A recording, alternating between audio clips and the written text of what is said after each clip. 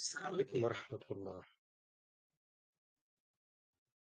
الحمد لله صلى الله وسلم على سيدنا محمد وعلى آله وأصحابه والتابعين لهم بإحسان إلى يوم الدين أما بعد. Alors,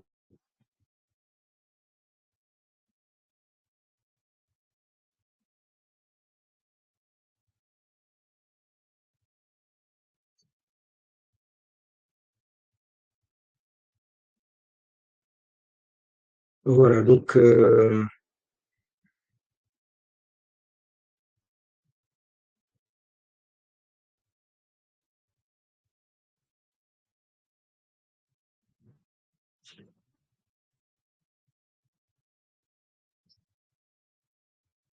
voilà. Euh, Qu'est-ce que j'allais dire? Donc ça c'est Tabouk, Tabouk, Tabouk. Euh, Désolé. Hier, Bayraouf, il m'a dit que avec les cartes, c'est pas évident de suivre. Oui, je comprends. Je comprends parce que, par exemple, comme une carte comme celle-ci, c'est écrit en arabe, c'est pas écrit en français. Moi, j'ai l'habitude d'utiliser le curseur. Moi, je le vois, mais j'ai l'impression, comme il me le dit, il ne comprend pas, enfin, il n'arrive pas à suivre. Voilà. Comme par exemple, cette carte-là. Là, je suis en train de pointer Al-Madina ici, le point de départ des flèches. Le deuxième point, c'est Madain Saleh, c'est un Mishma. Et puis après, on a Tabouk. Eilat, c'est là la pointe de. Ah, mais je ne sais pas si le curseur, vous le voyez ou pas, je ne sais pas. En tout cas, ce que j'ai fait pour être un peu plus clair, j'ai pris la carte Google. Vous voyez, elle est là, la carte Google.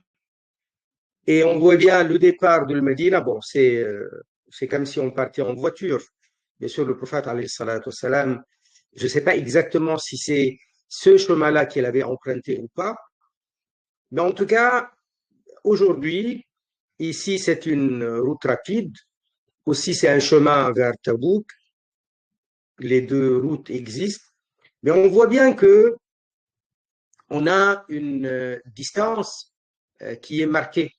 On a plus de 630, on est autour de 630, 640 kilomètres entre El-Madina et Tabouk. Et puis après, le prophète sallallahu alayhi wa sallam, quand il a envoyé Khalid ibn al-Walid, il a envoyé de Tabouk à Doumat al-Jandal, c'est ici. Voilà, j'ai pas marqué de distance, j'ai mis une flèche de moi-même. Et puis après, de Tabouk à Al-Aqaba, l'Aqaba c'est ici, donc c'est cette ville, cet endroit, la pointe donc de cette de ce voilà entre le Sinaï et donc le sud du Sinaï. Donc là, on est ici le sud de Jordanie et de Palestine, et là on est le nord de l'Arabie, parce que ici il y a la frontière avec l'Arabie. Bon, la question de Tabouk, elle est importante pour plusieurs raisons.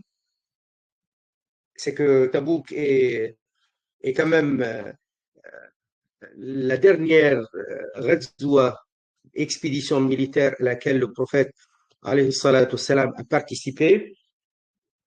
Et puis après, c'était pour défier les Romains. C'est pas une mince affaire. Et puis après, Al-Qur'an Al-Karim, on parle beaucoup. Donc, beaucoup de Surat Al-Tawbah, on l'a enfin, on a beaucoup de détails de cette expédition, de ce qui s'est passé, des hypocrites, des croyants, enfin, beaucoup de choses, c'est expliqué et détaillé dans Surat At-Tawbah. Donc tout ça s'est passé pendant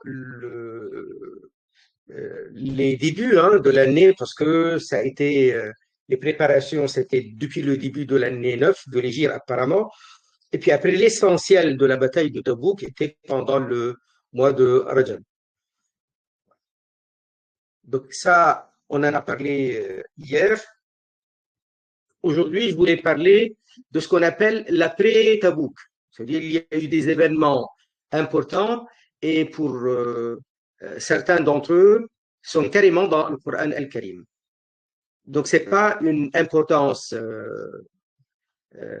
ordinaire, c'est quand même une importance capitale.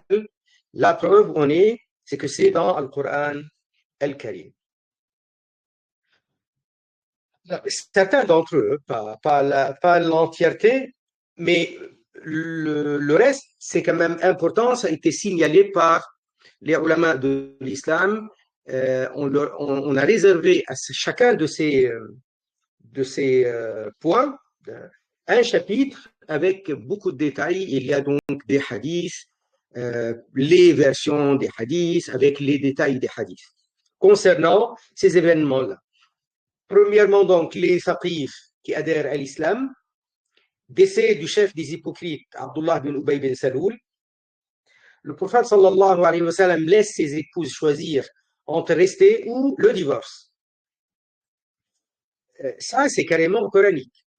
La question du décès du chef des hypocrites, Abdullah bin Ubay bin Saloul, ça, c'est des hadiths qui sont dans les livres de Sunna. Et même, il y a quelques versets dans le Coran qui en parlent sans préciser qu'il était question de cet homme. La question des faqihs qui adhèrent à l'islam, ça c'est bien sûr dans les hadiths, la parole du prophète, alayhi salatu salam, les précisions données par les sahaba. Ensuite, on a le pèlerinage dirigé cette fois-ci par Sayyiduna Abu Bakr, radiyallahu ta'ala anhu. Voilà. Et ça, c'est la première fois, l'année 9, la première fois que c'est les musulmans qui se chargent du pèlerinage. Parce que auparavant, donc, c'était Mecca, elle était dirigée par les mécréants. D'accord? Donc là, le Rasoul, alayhi salatu salam, il envoie Sayyidina Abu Bakr, radiyallahu ta'ala. L'année 8, le prophète, alayhi salatu salam, il avait conquis Mecca. Il avait conquis Mecca. Et donc, la ville de Mecca, elle était devenue musulmane, mais c'était pendant le mois de Ramadan. Après Ramadan, bien entendu, on n'est pas loin donc du pèlerinage. Le pèlerinage, il a eu lieu selon le rite islamique comme il faut, parce qu'il n'y avait plus les idoles, de toute façon. Mais il n'y avait pas une délégation officielle envoyée par le prophète, sallallahu alayhi wa sallam. Là, ça s'est arrivé pendant l'année 9 de l'Hégire. Très bien. Et pendant cet événement-là, pendant le moment où il avait envoyé Sayyidina Abu Bakr pour diriger, il était le émir du pèlerinage de l'année 9, il y a eu donc, je ne sais pas pourquoi j'ai mis ça.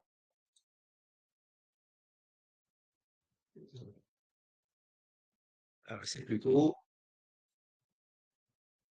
les délégations, c'est ça. Il y a eu la révélation de Surat At-Tawbah. At-Tawbah, on en a parlé plusieurs fois au cours des événements passés. Et comme dans Surat At-Tawbah, il y a des annonces voilà, qui engagent particulièrement le prophète lui-même personnellement, sallallahu alayhi wa sallam, eh bien, au départ, il y avait As-Siddiq qui devait réciter en public les annonces qui sont dans Surat At-Tawbah.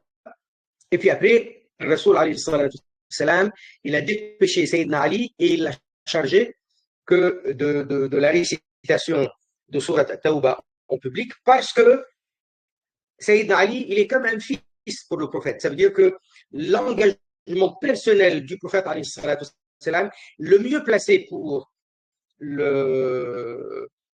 en parler, c'est le prophète personnellement ou quelqu'un de sa famille. Et là, il s'agit de Sayyidina Ali qui est son gendre et comme son fils.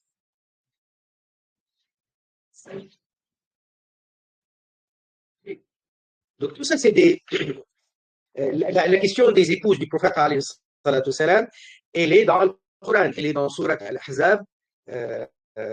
C'est beaucoup de détails. Revenons donc à, à ces, revenons donc à ces détails tels que je les ai exposés ici. Premièrement, on a parlé des saqifs. Vous vous souvenez, lorsque le prophète, il a conquis Makkah al-Mukarrama pendant Ramadan de l'année 8 de l'Hégire, rapidement, les tribus arabes de la région, donc notamment de l'est de Makkah, les Saqifs dans Taïf et les autres tribus donc, qui sont dans cette région-là. Les Hawazin notamment. D'accord? Donc les Hawazin plus les Saqifs se sont constitués en armée et il y a eu la bataille de Hunayn. Nous en avons parlé en détail. Rasoul alayhi salatu salam, il a gagné la bataille de Hunayn. La bataille de Hunayn, elle est mentionnée dans le Coran al-Karim explicitement. Wa yawma Hunayn. Allah Ta'ala il dit, et le jour de Hunayn. Ils ont été battus. Les Saqifs plus les Hawazin battus. Les Saqifs et les Hawazin, après la défaite, ils ont fui et ils sont allés se barricader dans la ville de Taïf. La ville de Taïf, c'est la ville des Saqifs. Les Hawazin ne sont pas de Taïf, mais ils étaient là parce que c'était la suite de la guerre. Rasoul alayhi salatu salam, il avait fait le siège de Taïf. Alors, certains disent une semaine, 2 semaines. Finalement, le prophète alayhi salatu salam, il n'a pas pu faire plus et il n'a pas voulu faire plus. Donc, il est reparti et là où il avait laissé les butins de la guerre, dans l'endroit qui s'appelle Al-Ji'rana.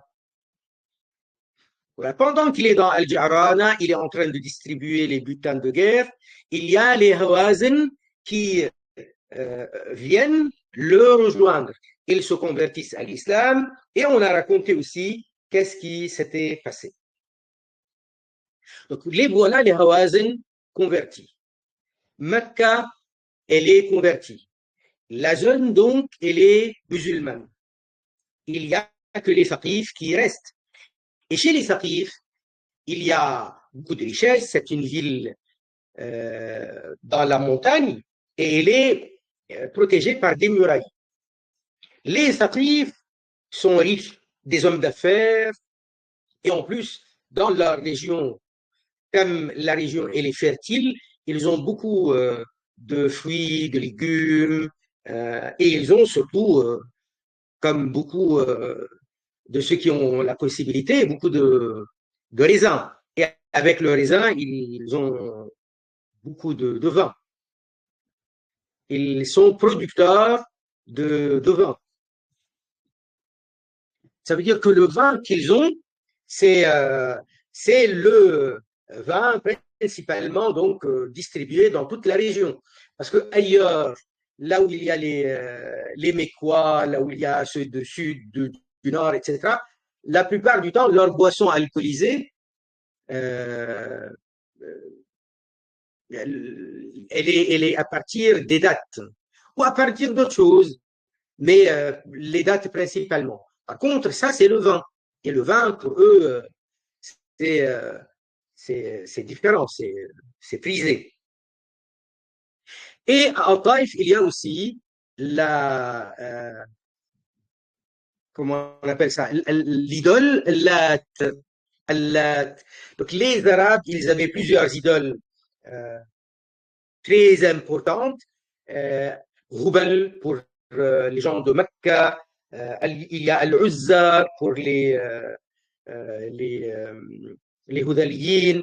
Il y a Allat qui était dans l'Aftaïf. On se rappelle le cours que nous avons vu en ce qui concerne les idoles des Arabes.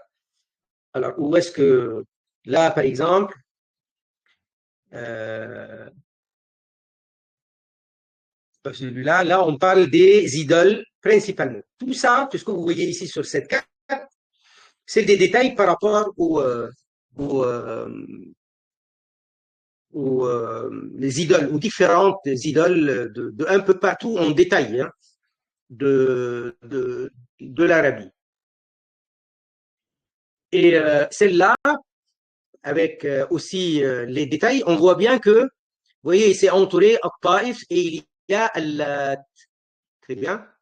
Alors, il y a Zul Koufayn, mais ça c'est par rapport au Daous.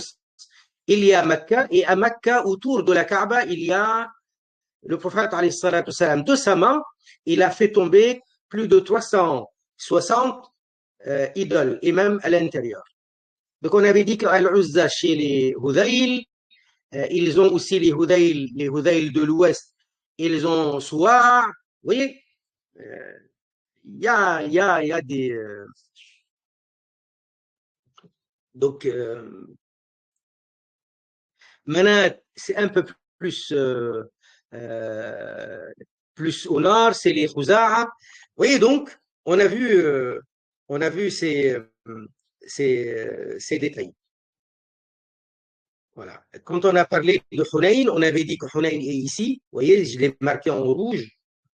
Quand on a parlé de Hunayn. Mecca, c'est ici. Hunayn, là où il y a eu la bataille, c'est ici en rouge. Et Al-Ja'ran, c'est un peu plus au nord, c'est là où il avait laissé les butins. Et Al-Taif, la ville de Taif, c'est ici. Très bien, ça c'est Mecca. On voit bien la Kaaba. Hein, et on voit bien qu'il y a Hunayn ici. Très bien. Je reviens, je reviens à notre sujet à nous. Aujourd'hui, donc, c'est l'après-Tabouk. L'après-Tabouk. Donc, on se rappelle de tout ça. Et Rasoul, donc, quand il a levé le siège de Taïf, et il est parti, il s'est passé ce qui s'est passé. Et après, Rasoul est parti vers Al-Madinah al-Munawwara. À cette période-là, il y avait Urwa bin Mas'ud al-Thaqafi. Urwa bin Mas'ud al-Thaqafi, c'est un des plus importants personnages notables parmi les Banu Saqif de Taïf. Il était mouchrik, voilà, il était ami avec les leaders mouchriquines de Quraysh, mais lui, apparemment, ça y est, il avait médité, réfléchi suffisamment, et là, il a décidé la conversion à l'islam. Donc, il a quitté At-Taif, hein, et il est parti rejoindre le prophète, alayhi salatu salam. Il a réussi à le rejoindre avant que le Nabi, alayhi salatu salam, n'entre dans le Madinah al-Munawwara. Il s'est converti, il était apparemment converti, en tout cas, il est venu auprès de Nabi alayhi salatu salam et il lui a annoncé devant lui sa conversion à l'islam. Il retourne parmi les siens, ils sont très hostiles à l'islam et il avait dit qu'il allait les appeler à l'islam. Le prophète alayhi salatu salam l'avait prévenu d'être prudent. Et alors, il montait sur le plafond de sa maison, il faisait l'adhan, donc, il était à l'opposé carrément de ce que accepte son peuple, les Saqif. Donc, il ne supportait pas qu'il se mette comme ça sur le toit de sa maison et qu'il fasse l'adhan. Alors, pour l'en dissuader, il lui a envoyé des flèches. Et à un moment donné, l'un d'entre eux, il l'a carrément tué. Tout ça, c'est euh, on est dans l'année 8 de l'Hégire. C'est, c'est la, c'est la suite de ce qui s'était passé après la bataille de Hunayn. Après la bataille de Hunayn. Donc la bataille de Hunayn a eu lieu pendant le mois de Shawwal de l'année 8 de l'Hégire. Et le prophète, alayhi salatu salam, donc, il a quitté, il est reparti à Mecca, et de Mecca, il est reparti al-Medina al-Munawwara. Donc, voilà, peut-être qu'il a rejoint le prophète, alayhi salatu salam, soit au cours de la fin de Shawwal, soit pendant le Zul Qa'da de l'année même, de l'année 8. Et donc là, voilà. Mais il y a eu des événements majeurs euh, qui, euh, qui se sont précipités après cette histoire du siège de Taïf et voilà. Et le Nabi alayhi salatu salam, pendant l'année 9 de l'Hégire, nous avons vu que un des événements majeurs, et là on est quand même au début, Muharram, Safar, Rabi' al-Awwal, Rabi' al-Akhir, Jumada, Jumada, puis après on arrive à Rajab. Le mois de Rajab, carrément, un Nabi alayhi salatu salam, il, il va jusqu'à Tabouk. C'est pas rien du tout. Alors, les dignitaires de Taif, tout ça les a conduits à réfléchir deux fois plus pour dire là, nous sommes dans un îlot. Autour de nous, il y a des musulmans de partout, mais nous, on va rester seuls comme ça. Donc, l'étau va se resserrer tôt ou tard hein, autour de Taif et des Saqif. Alors, après le retour de Nabi alayhi salatu salam de Tabouk, donc c'était Rajab, Sha'ban, Ramadan. Rajab, Sha'ban, Ramadan. Pendant Ramadan, une délégation de Taif est partie rencontrer le prophète alayhi salatu salam. Jusque-là, les représentants de Saqif, de Taif, c'est des mouchriquines. Hein. Ils sont carrément avec l'état d'esprit des mouchriquines, avec les attentes des mouchriquines, avec voilà, les idées des mouchriquines. Ils sont 6 parmi les grands dignitaires des Saqif de Taif. Hein. Euh, et, euh, et on le voit avec leur négociation. Donc, ils viennent pas pour se convertir, ils viennent pour se convertir, mais avec hésitation. Et en même temps, ils ont des réclamations, comme si ça se négociait l'affaire de la conversion à l'islam. Alors, quand ils sont arrivés, le prophète, alayhi salatu wassalam, il était prévenu qu'ils allaient arriver. Le prophète, il a montré qu'il était très content. Alors, lorsque il s'approche de Medina et à Médine, ça y est, on les voit arriver, les Sahaba aussi, ils étaient très contents, tellement que Sayyidina Abu Bakr, il s'est dépêché hein, pour être le premier à annoncer leur arrivée. En même temps, il y avait un autre, Al-Mughira bin Shu'ba, qui lui aussi, il est de Saqif par contre. Al-Mughira bin Shu'ba, il était le neveu de Urwa bin Mas'ud, c'était son neveu. Et donc tous les deux, chacun, il voulait arriver le premier pour le dire au prophète alayhi salatu wassalam. Jusqu'à ce que Al-Mughira bin Shu'ba, il a renoncé par la suite parce que quand même par respect pour Sayyidina Abu Bakr. C'est dire à quel point le prophète alayhi salatu wassalam donnait de l'importance à la conversion des Saqif. Alors le prophète alayhi salatu wassalam, il leur a préparé des tentes pour les accueillir et les tentes, mais où juste à côté de le masjid d'une façon stratégique. Hein. Le prophète alayhi salatu wassalam, il voulait leur montrer l'importance du masjid, le nombre des sahaba, leur fidélité, leur discipline, parce que c'est quand même un spectacle unique Eux, ils n'ont pas l'habitude de ça. Eux-mêmes, quand ils font le pèlerinage à Mecca, ils chahutent, ils crient, ils n'ont pas d'invocation. Autour de la Kaaba, ils chahutaient. D'ailleurs, Allah Azza wa Jal, il dit وَمَا كَانَ صَلَاتُهُمْ عِنْدَ الْبَيْتِ إِلَّا مُكَاءً وَتَصْدِيًا.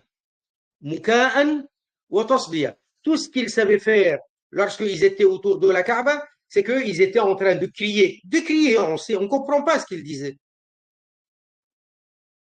Leur salat autour de la Kaaba, عند البيت. إلا مكاء وتصديا. Donc, ils n'ont pas l'habitude de ce spectacle discipliné, serein, hautement spirituel, en rang, derrière un imam qui récite le Coran. C'est quand même magnifique.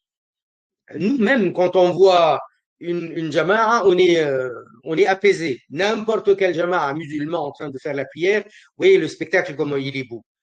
Vous imaginez quand c'est le prophète alayhi salatu salam, lui-même qui dirige la prière, lui-même qui récite le Coran, et les sahaba derrière lui. C'est pas n'importe qui, les sahaba, radiallahu anhu. Bon, bref.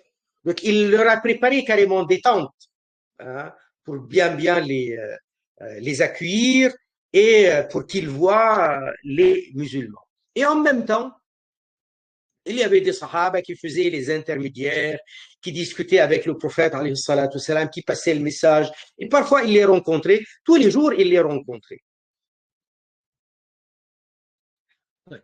Là, ils venaient, eux, discuter avec le prophète, alayhi salatu salam, et il y avait quelqu'un d'entre eux qui restait pour garder les affaires, Osman bin Abil As. Et quand eux, ils terminent, ils rentrent et ils font la sieste, Osman bin Abil As, lui, il va voir le prophète, alayhi salatu salam, tout seul, mais lui, il négocie pas. Lui, il vient pour apprendre. Et le prophète, alayhi salatu salam, il a aimé ça beaucoup de lui. Plusieurs jours, donc, ils sont restés et, et donc, ils posent des questions, ils veulent savoir. Et en même temps, ça y est, c'est maintenant l'heure de conclure des négociations. Alors, ils veulent au départ que le prophète alayhi salatu salam fasse une trêve avec eux, un accord que le prophète, il va pas les assiéger, il va pas leur faire la guerre. Et il va pas les forcer, enfin bref, il va pas les faire pression sur eux. Alors, il voit pas que ça arrive. Le prophète, il voit les choses différemment, il veut qu'ils deviennent musulmans. Alors, ils lui disent, alors, tu vas pas nous signer quelque chose? Il a dit, il n'y a pas de trêve, il n'y a rien entre nous. Moi, je veux que vous soyez musulmans. Ils lui disent, oui, mais bon, il y a des habitudes que nous ne pouvons pas abandonner. Ils osent. Abdi Alayl, il s'appelle, l'un d'entre eux. Il lui dit, oui, mais comment nous, on va abandonner Az-Zina? Là, nous, à peine on est seuls, on a quitté nos familles, on peut pas faire autrement on peut pas faire autrement. Il nous faut le rapport charnel, hein. On veut faire zina. Donc zina, c'est la fornication, c'est l'adultère. On peut pas. On peut pas supporter le célibat. Donc à peine on est loin de nos familles, donc il nous faut remplacer ça par l'adultère. Ça, c'est nos habitudes. On peut pas faire autrement. Et je ne connais personne de Taif qui dirait le contraire. Le prophète, alayhi salatu salam, il a dit, Allah l'a interdit. Point. ولا تقربوا الزنا إنه كان فاحشة وساء سبيلا. Ne vous approchez pas de zina, de la fornication. Il s'agit d'un acte immoral et c'est une mauvaise voie. Il lui dit riba, l'usure. Rasul alayhi salatu salam, il dit non, c'est haram. Ya ayyuha alladhina amanu ittaqullaha wa dharu ma baqiya min ar-riba. Le verset du Coran. Ô vous les croyants, craignez Allah et abandonnez ce qui vous reste de l'usure. In kuntum mu'minin, si effectivement vous êtes croyants. Ok. Donc il lui dit, et le vin, ça c'est quand même notre production, ça c'est notre jus et notre raisin. Et Rasoul alayhi salatu wassalam, il a dit non, c'est haram. Et Allah Ta'ala, il dit Ya ayyuhalladhina amanu innama al-khamru wal-maysir wal-ansab wal-azlamu rijsun min amal ash-shaytani fajtanibuhu la'allakum tuflihun. Ô vous les croyants, sachez, al-khamr, le vin, al-maysir, donc les jeux sur l'argent, wal-ansab, les idoles, wal-azlam, c'est les fléchettes qu'ils jetaient pour deviner l'avenir, pour le présage, le bon présage, le mauvais présage. Tout ça, c'est rijsun, une impureté, najasa, de l'acte de shaitan. Fajtanibuhu, éloignez-vous-en. La'allakum tuflihun, puissiez-vous gagner le succès. Donc, voilà, donc eux, ils disaient, mais comment, quand ils se rencontraient entre eux, comment on va faire quand on va annoncer à notre peuple tout ça? Jamais ils vont accepter. Mais certains d'entre eux étaient raisonnables. Ils ont dit, mais vous voyez pas tous ces sahaba autour de lui? Eux, ils étaient pareils que nous. Eux, ils étaient des gens de zina, du vin, de riba, et ils ont tout abandonné. Ils ont patienté, et regardez. Et ils sont en train de devenir de plus en plus forts. Nous allons rester isolés, de plus en plus isolés. S'il vient faire le siège de Taïf un mois ou plus, nous allons mourir de faim. Et on patiente comme tout le monde, on suit comme tout le monde. Et au final, ils ont accepté. Et la dernière chose qu'ils voulaient négocier, c'est de ne pas détruire Allah tout de suite. Ils lui ont dit, qu'est-ce qu'on fait de Allah? Il a dit, ben, il faut la détruire. Ils ont dit, mais comment on va la détruire? Ils vont se révolter contre nous. Et finalement, le prophète, alayhi salatu wassalam, il a dit, bon, je vous donne pas une date, je vous promets pas que... Ça veut dire que le prophète, alayhi salatu wassalam, eux, ils disaient, donne-nous 3 ans avant de la détruire. Il dit non. 2, non. 1 an. Il a dit non. Il dit, mais pas tout de suite, on va pas rentrer et tout de suite la détruire. Il a dit d'accord. Mais il n'a pas donné de délai. Il n'a pas donné de délai. Il leur a dit d'accord, donc vous n'allez pas rentrer et la détruire tout de suite, ok. Ça veut dire que le Nabi alayhi salatu salam, il allait se charger de le faire. Donc de lui-même, il va envoyer qu'il la détruire. Et là, il a envoyé Al-Mughira bin Shu'ba. Effectivement, ils sont rentrés, ils ont commencé à propager l'islam, à dire voilà. Et aussitôt, ils ont été surpris, ils ont vu qui arrivait, Al-Mughira bin Shu'ba avec d'autres sahaba, ils étaient autour de lui. Et,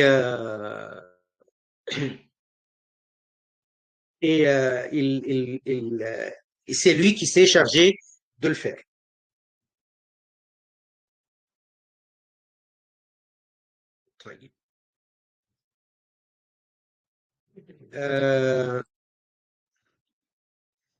Et le prophète, alayhi salatu wassalam, il avait chargé, on avait parlé de Othman bin Abil As, il l'avait chargé d'être lui-même le responsable de ce qui, des affaires dans At-Taif. Et c'était donc, ça y est, ça a été déjà fait, la destruction a été faite par Al-Mughira bin Shu'ba.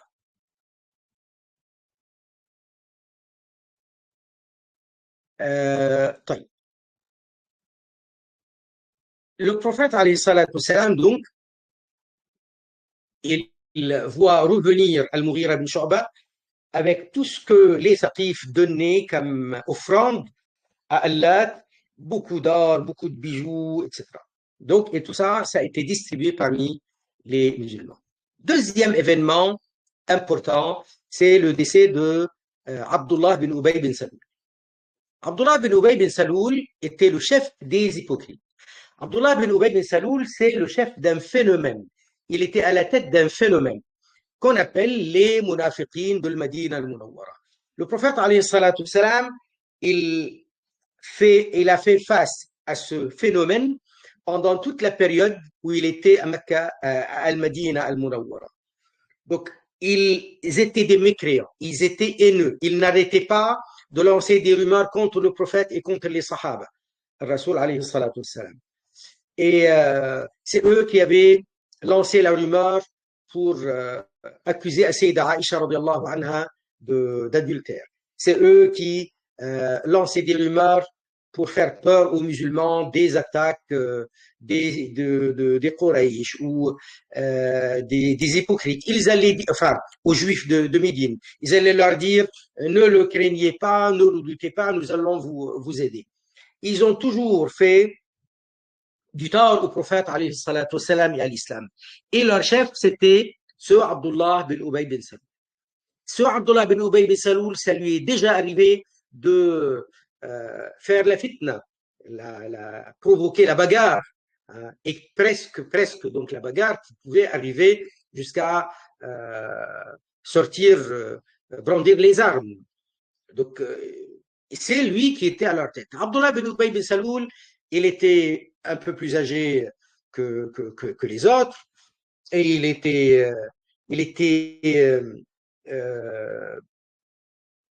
comment dire, il était prévu avant l'arrivée du prophète alayhi salatu wassalam, qu'il soit couronné roi de Yathrib.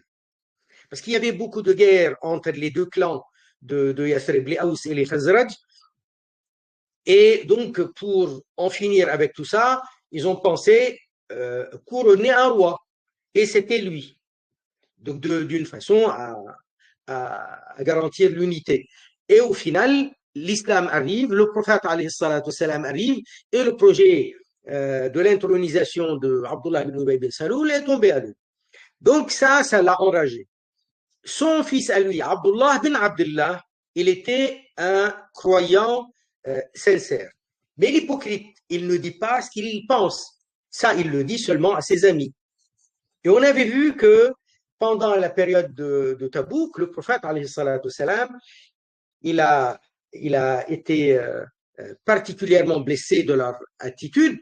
Et même carrément, pendant le chemin de retour, 12 d'entre eux, ils avaient planifié de l'assassiner, alayhi salatu wassalam. Là, le retour à Médine. Et il y a eu la maladie de fin de vie de Abdullah bin Ubay bin Salul. Et ce Abdullah bin Ubay bin Salul, malgré tout son passé, hypocrite, hein, hypocrite. Et il y a quelque chose qui énerve particulièrement lorsque je sais que c'est quelqu'un qui me déteste, qui parle mal de moi, qui me fait du tort, et il vient devant moi en grand public. Il sait que je sais. Il sait que je sais que lui, il me déteste, et malgré ça, il continue. Donc, vous voyez, prendre les gens pour des idiots, il croit du péqui. Et donc, ça, c'est vraiment énervant. Les Sahaba, radiallahu anhum, ils étaient furieux quand ils le voient. D'ailleurs, Abdullah bin Ubay bin Salul, il avait l'habitude, tous les vendredis, au moment où un Nabi alayhi salatu salam, il vient pour monter sur le mimbar, etc., il fait son discours de vendredi, il se lève, Abdullah bin Ubay bin Salul, comme s'il était lui le leader des Médinois, il leur dit Allah, il nous a honorés avec le prophète, nous devons l'écouter, nous devons le suivre, nous devons ci, nous devons ça. Et tout le monde sait que c'est un menteur. Tout le monde, et lui, il sait que eux, ils savent. Et il continue son manège jusqu'à la bataille d'Uhud. Vous voyez, la bataille d'Uhud, c'est quand même tôt. C'est l'année 3 de l'Hégire. C'est l'année 3 de l'Hégire. Le mois de Shawwal de l'année 3 de l'Hégire. Il y avait donc les mécréants de Quraysh qui arrivent pour attaquer Al-Madin al-Munawwara. Et finalement, le prophète, alayhi salatu salam, il lève une armée de 1000 combattants et ils vont à Uhud. Sur le chemin, Abdullah bin Ubay bin Salul, il se lève, il dit je ne comprends pas pourquoi le prophète il écoute les jeunes, il ne m'écoute pas.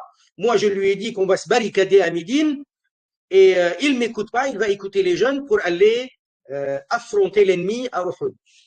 Et elle a dit moi, en ce qui me concerne, je ne marche pas, je rentre à la maison. Et il a réussi à retourner à la maison avec le tiers de l'effectif, avec le tiers de l'armée. Donc au lieu de se battre avec 1000, il y a 300 quand même du corps de l'armée qui s'est détaché et il est retourné à la maison à cause de qui? À cause de ce Abdullah bin Ubay bin Salul.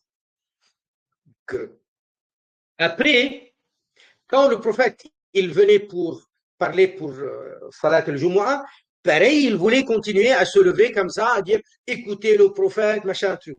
Alors les Sahaba, ils ne le supportaient plus du tout. Alors ils commençaient à lui tirer la djubba. Assieds-toi, assieds-toi. Ça suffit maintenant. Et donc, depuis ce moment-là, il continue. Donc, on arrive à la bataille de Mouraïsia, l'expédition de Mouraïsia, et c'est lui qui a lancé la rumeur contre Sayyida Aïcha radiallahu anha. Et ainsi de suite, ça continue. Donc, et il continue à venir à la mosquée. C'est lui qui était à la tête de l'idée de faire une mosquée qu'on appelle la mosquée d'Odirar, qu'Allah a appelée la mosquée d'Odirar. Ben, cet individu, il continuait à réclamer au prophète alayhi salatu salam sa proximité. Il continuait à dire qu'il est musulman. Il était tombé malade. Le prophète alayhi salatu salam, il est allé lui rendre visite. Parce que quand même, dans l'apparence, il disait La ilaha illallah, Muhammadur Rasulullah sallallahu alayhi wa sallam.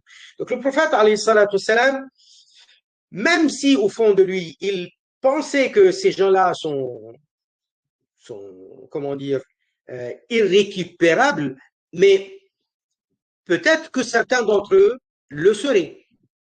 Peut-être pas tous, peut-être certains d'entre eux. D'ailleurs, certains des hypocrites ont fini par se repentir. Mais encore, par rapport aux relations avec les familles. Et encore, comme c'est des gens qui se présentent comme étant musulmans.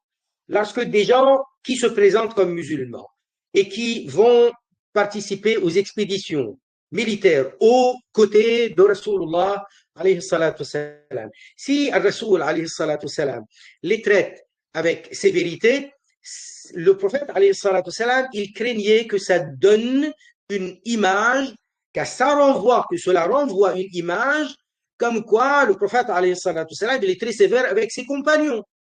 Et ça, il ne voulait pas. Bon, bref. Il a dit, le prophète alayhi salatu salam est carrément est allé lui rendre visite. Le Rasoul alayhi salatu salam, pendant la visite, il lui dit, Ya Abdullah, je t'avais donné le conseil, pourtant, je t'avais donné le conseil de ne pas aimer les Juifs, de ne pas être l'allié des Juifs, parce que les Juifs de Qaynuqa, ils ont trahi. Des Banu Nadir, ils ont trahi. De Banu Quraïza, ils ont trahi. Et toi, tu es l'allié de ces Juifs. Euh... Bon, bref, il avait des choses à dire. Même quand le prophète lui donne des conseils, il avait toujours quelque chose à ajouter. Bon, bref.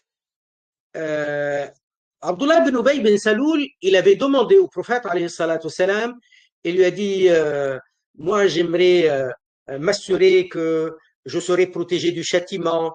Alors, si possible, de me donner ton qamis, ya Rasulallah, pour que ce soit mon kafan. Pour que ce soit mon kafan. Vous voyez, une attitude comme celle-là, c'est pas l'attitude de quelqu'un qui déteste le prophète, ou qui ne reconnaît pas le prophète. Et effectivement, lorsqu'il est décédé, le fils, qui était sahabi, qui était pas hypocrite du tout, le fils du chef des hypocrites, lui, il était sincère compagnon. Il est venu, il a demandé au prophète, alayhi salatu salam, le qamis, comme le prophète le lui avait promis. Et le prophète, alayhi salatu salam, effectivement, il lui a donné son qamis. Et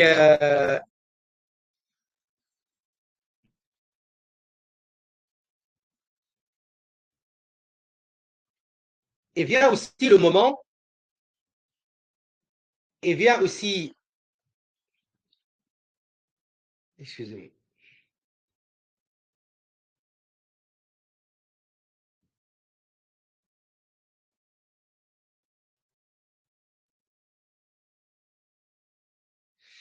il vient aussi le moment de Salat al-Janaza.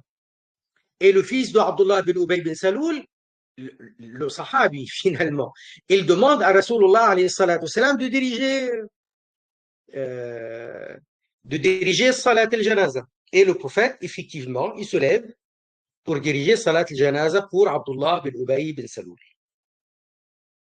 Sayyidina Omar ibn al-Khattab, ce moment-là, il n'a pas supporté. Il a, il a essayé de retenir le prophète alayhi salatu wassalam. Et en fait, il y a eu un verset du Coran. Allah Azza wa Jal, il avait dit dans Surat At-Tawbah, le verset 80, استغفر لهم أو لا تستغفر لهم إن تستغفر لهم 70 مرة فلن يغفر الله لهم ذلك بأنهم كفروا بالله ورسوله والله لا يهدي القوم الفاسقين. Parce que on avait vu quand il venait dire Ya Rasulallah, nous étions malades, nous étions faibles, nous étions dans telle ou telle excuse, nous avions ci, nous avions ça. Et alors le prophète, il leur disait, bon, vous partez. Il lui disait, fais istighfar pour nous. Il dit, ghafarallahu lakum. Qu'Allah vous pardonne. Mais dans l'espoir qu'Allah Azza wa Jal les guide à l'islam. Parce que le maghfira pour un kafir, elle ne tient pas. Il n'y a pas de maghfira pour le kafir. Et c'est des gens qui se disaient musulmans de toute façon.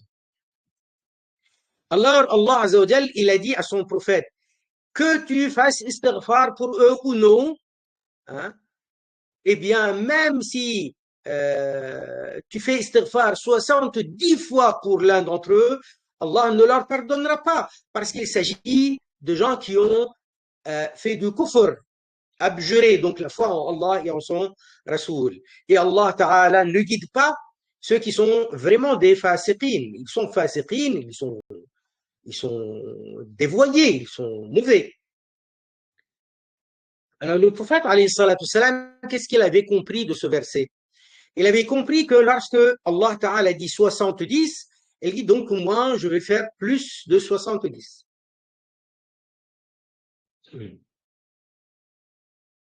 Omar ibn Khattab, il lui dit à Rasulallah, Allah Ta'ala a dit ça. Même si tu fais istighfar 70 fois, il ne leur pardonnera pas. Il a dit, eh bien moi je vais faire plus de 70, pas seulement 70. C'est normal, il dit, mais il est hypocrite. Et malgré ça, Rasulullah alayhi salatu salam, il a fait salat al-janaza pour lui. Parce que Rasulullah alayhi salatu salam, il pensait qu'il n'était pas kafir. Parce qu'il disait la shahada, les deux témoignages, et que la dernière occasion où ils se sont rencontrés, il s'est montré très croyant, c'est comme ça qu'il s'est montré. Alors, Allah Azza wa Jal, suite à cela, il a ordonné à son prophète, il a interdit à son prophète, il a dit وَلَا تُصَلِّ عَلَى أَحَدٍ مِّنْهُمْ مَاتَ أَبَدًا وَلَا تَقُمْ عَلَى قَبْرِهِ. Jamais tu fais salat al-janaza pour aucun d'entre eux. Et jamais tu te mets devant la tombe de l'un d'entre eux pour faire des doigts.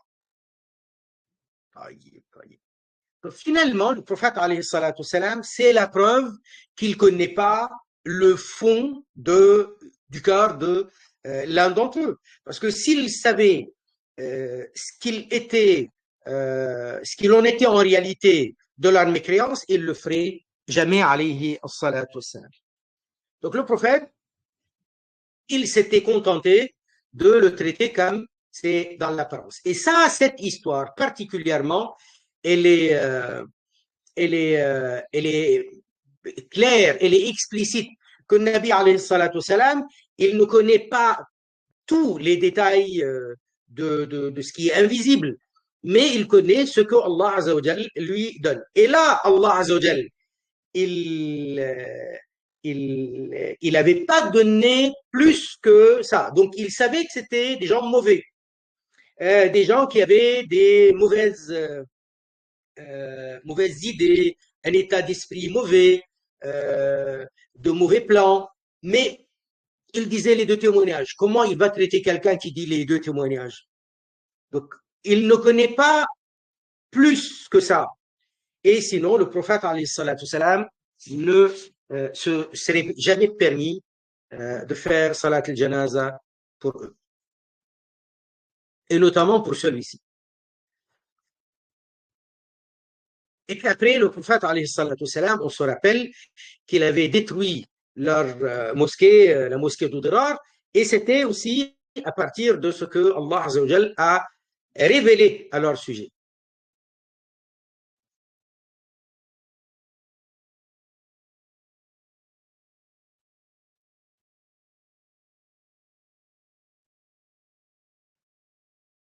Maintenant, on arrive à la question des épouses du prophète sallallahu alayhi wa sallam. Moi, je me rappelle que je vous ai raconté avant ce qu'on appelle le départ pour Tabouk.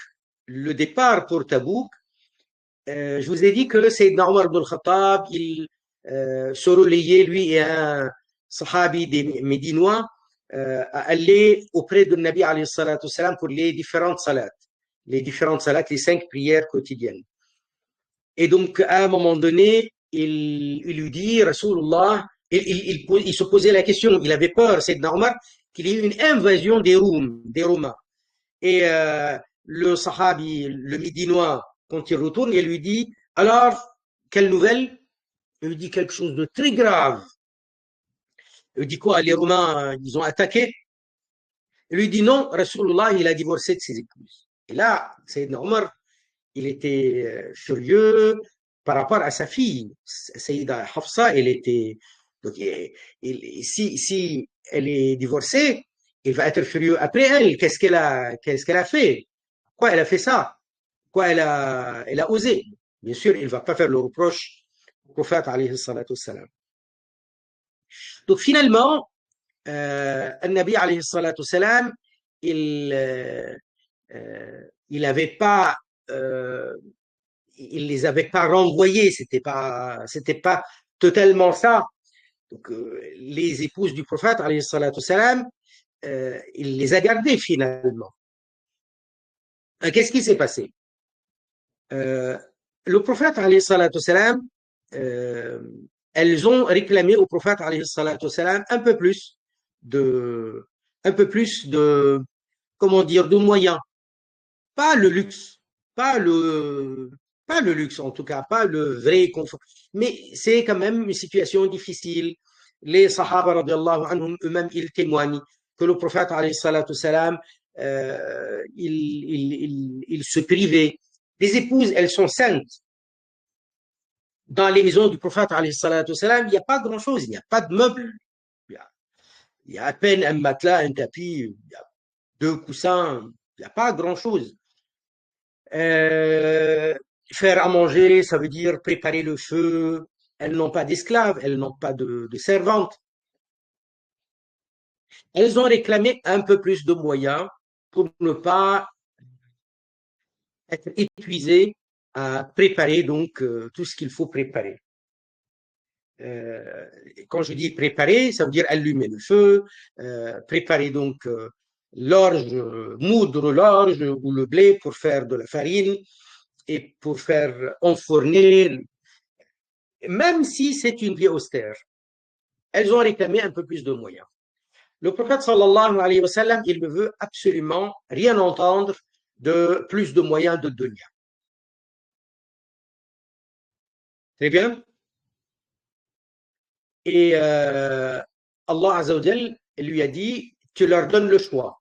Soit elles te choisissent et elles choisissent la vie de l'au-delà, tu les gardes. Soit elles choisissent, elles maintiennent leur demande, leur réclamation d'un peu plus de moyens, et à ce moment-là, tu leur donnes le divorce.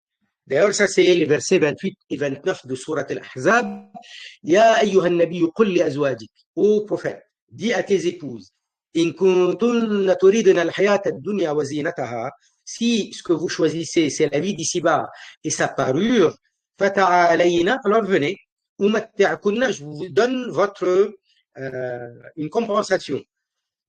Wa usarrihkunna sarahan jamila, et je vous donne un divorce, mais à l'amiable, agréable, pas de conflit. وإن كنتن تردن الله ورسوله والدار الآخرة. Par contre, si ce que vous voulez, c'est Allah, son messager et la vie de l'au-delà, فإن الله أعد للمحسنات منكن أجرا عظيما. Alors Allah a préparé pour celles qui sont excellentes, bien accomplies d'entre vous, أجرا عظيما, une récompense éminente. Donc, elles ont réclamé, comme c'est dans les hadiths, un peu plus de moyens. Euh, et, euh, et le prophète, alayhi salatu salam, donc il leur a donné un délai. Il avait juré de ne pas les approcher pendant un mois. Et là, on a par exemple, voilà, donc, et au final, lorsque Allah Azza wa Jal, au bout de ce mois, où il s'est isolé d'elle, Allah Azza wa Jal a révélé le verset que je vous ai cité. Alors le prophète, il a convoqué en premier Aïcha et il lui a dit, voilà ce qu'Allah Azza wa Jal m'a ordonné, alors je vous donne le choix. Elle a dit à Rasulallah, moi c'est vite fait. Ma réponse, elle est immédiate.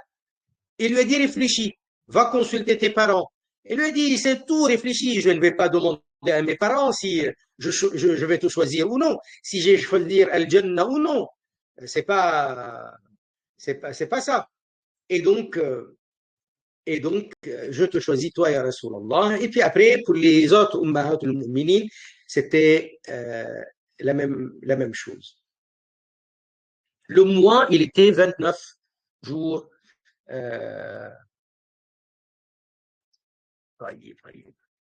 donc, les Sahaba, quand ils parlent de ce qu'ont réclamé les Ummahatul Mu'minin, il ne faut pas imaginer qu'elles ont cherché à avoir le vrai confort, mais c'était à être un peu moins fatiguées, à être aidées dans les affaires de tous les jours.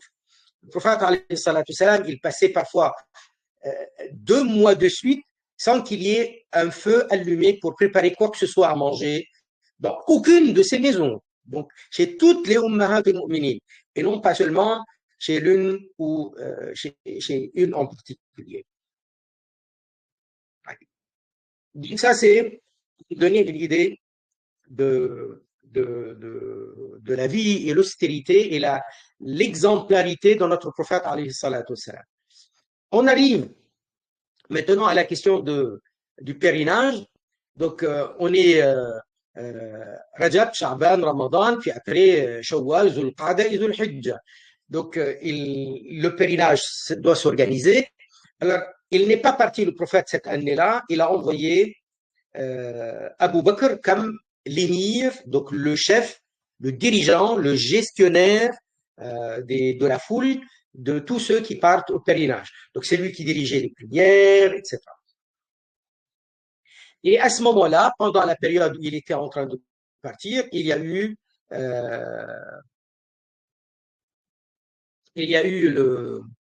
la révélation entièrement de Surat Bara'a, Surat At-Tawbah. Surat At-Tawbah, elle est révélée, et dans Surat At-Tawbah, Allah Azza wa Jal, il donne des décrets. Il donne des décrets particulièrement par rapport aux différents mouchriquines avec qui le prophète alayhi salatu salam avait noué des alliances ou des trêves, etc. Donc ça commence par, c'est la seule sourate dans le Coran où ça commence pas par la basmala. Il n'y a pas Bismillah ar-Rahman ar-Rahim. Parce que dans Bismillah ar-Rahman ar-Rahim, il y a ar-Rahman et ar-Rahim. Celui qui prodigue la miséricorde, beaucoup, abondamment. Et donc, il n'y a pas la Rahma au début de cette sourate parce qu'il y a beaucoup de restrictions contre les mouchriquines. Et ça commence par bara'atun, donc un désaveu, bara'atun min Allah wa rasoulih, un désaveu, une désapprobation de la part d'Allah et de son messager, bara'atun min Allah wa rasoulih ila alladhina ahadtum min al-mushrikin, à l'encontre de ceux avec qui vous aviez noué des actes, des pactes de parmi les mouchriquines. Et donc, il leur donne des délais, puis après la guerre, puis après ci, puis après ça. Et puis après, il y a beaucoup de versets, on l'a remarqué, qui dénoncent les munafiqines. Très bien. Il y a eu cette révélation, il charge Sayyidina Abu Bakr, comme il est l'émir de cette expédition, quand il arrive dans des villes, dans des villages, là où il y a pas que les musulmans, donc là il va rencontrer, là il y a un grand public, il va réciter Surat At-Tawbah au grand public. Comme ça, l'annonce est faite. Très bien. C'était ça qui était prévu. Alors, l'importance de ce pèlerinage, outre la question de Surat Bara'a, qui à l'occasion était une annonce publique importante, l'année 8, juste avant, quand il y a eu la conquête de Mecca, qui était pendant le mois de Ramadan, après Ramadan, Shawwal, Zulqa'da, Zulhijjah, on n'est pas loin donc de Al-Hajj.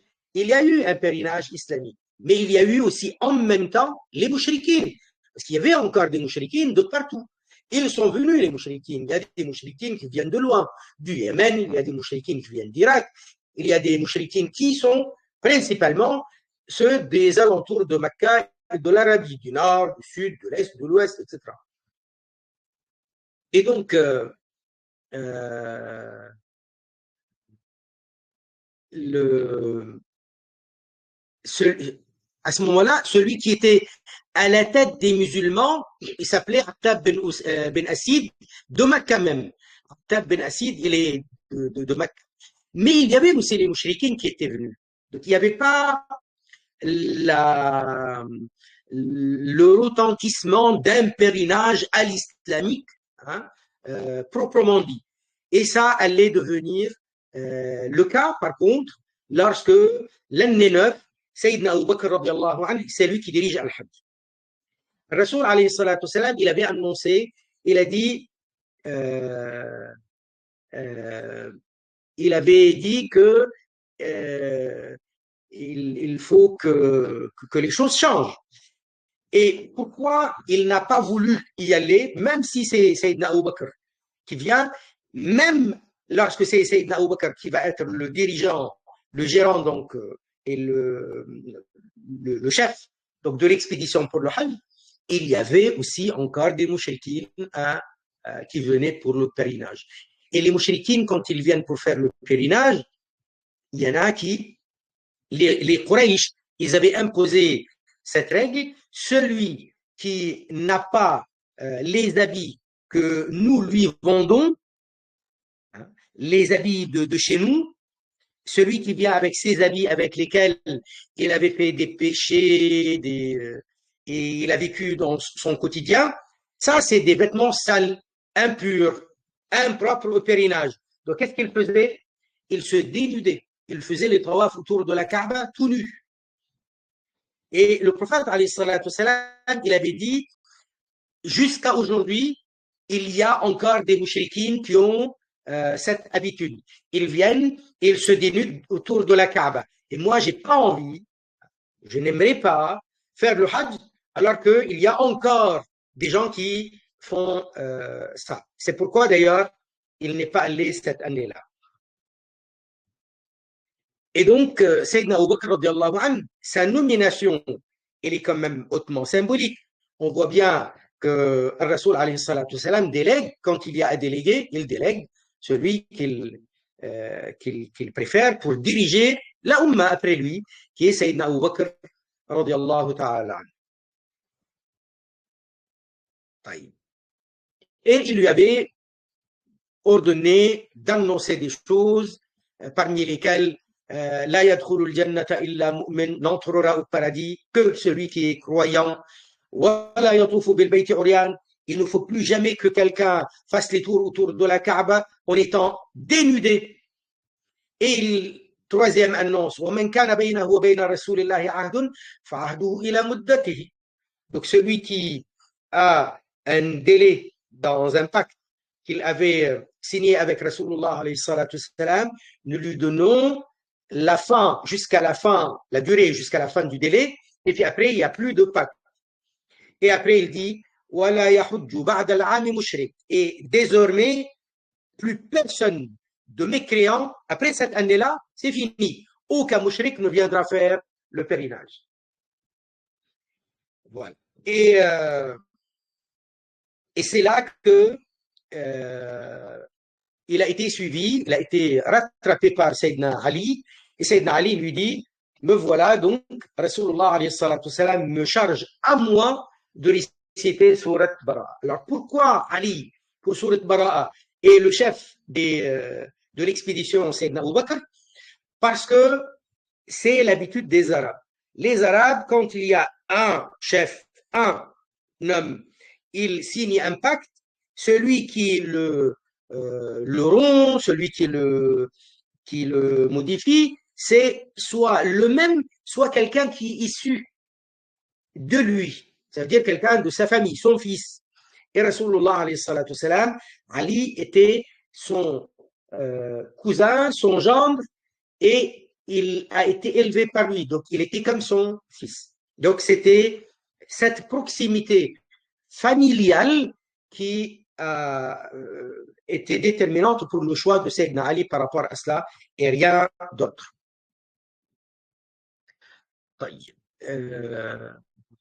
Donc, on voit bien que dans l'ordre de Nabi alayhi salatu salam à Sayyidina Abu Bakr de faire ainsi, d'annoncer tout cela, c'est qu'il est en train de préparer le terrain pour le pèlerinage où le prophète alayhi salatu salam y sera, et c'est ce qui est arrivé parce que l'année 10, il va y avoir le pèlerinage de l'adieu et c'est le prophète alayhi salatu salam qui le dirigera. L'année 9 a été marquée également après la conversion des Saqifs. Il y a eu beaucoup de délégations des 4 coins de l'Arabie. Ils sont venus se convertir à l'islam. Et c'est pourquoi l'année 9 aussi, elle a été marquée par ce qu'on appelle al-Wufud, l'année des Wufud, des délégations.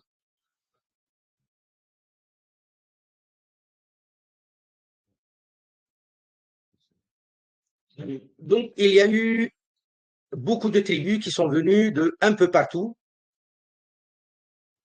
Je ne vais pas vous citer le nombre, mais il y en a qui qu'on appelle les Banu Abdel Qais, les Banu Hanifa. Les Banu Hanifa, ils sont venus de Najd, de l'actuel Riyad, les Banu Hanifa. Et il y avait avec eux Musaydima al-Kadhab, celui qui va s'annoncer comme prophète. Et voilà. Les gens de Najran, Najran c'est le sud de l'Arabie. Les Ash'ariyin, ils sont du Yémen. Les Daous ne sont pas loin. Bref, donc il y a eu euh, beaucoup de, beaucoup de délégations. Euh, alors, il y a, d'après certains recensements, plus de, euh, il y a 28 tribus, comme c'est marqué ici, 28 tribus qui sont venues prêter serment d'allégeance au prophète alayhi salatu salam. Vous voyez toutes ces flèches ici. طيب بارك الله تعالى بكم سبحان الله والحمد لله ولا إله إلا الله لا إله إلا الله لا إله إلا الله لا إله إلا الله اللهم صل على سيدنا محمد وعلى آله وصحبه وسلم رب اغفر للمؤمنين والمؤمنات سبحان ربك رب العزة عما يصفون وسلام على المرسلين والحمد لله رب العالمين بارك الله تعالى بكم. طيب أسمن weekend prochain إن شاء الله بارك الله فيك.